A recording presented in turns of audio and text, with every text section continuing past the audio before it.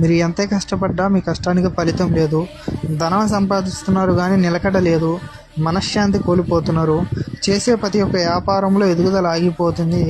రూపాయికి రూపాయి కూడబెట్టాలి అనుకుంటే అది 100 రూపాయలు కాడికి ఖర్చు అయిపోతుందని బాధపడే వాళ్ళు ఈ యొక్క చిన్న పరిహారం చేయండి.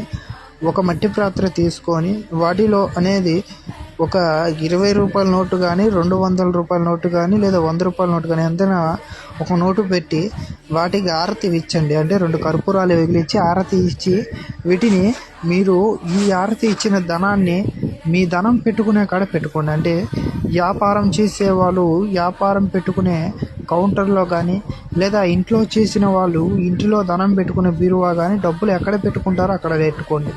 ఈ పెట్టుకున్న తర్వాత మీకు లక్ష్మీదేవి అనుగ్రహం అనేది మీ మీద కలుగుతుంది.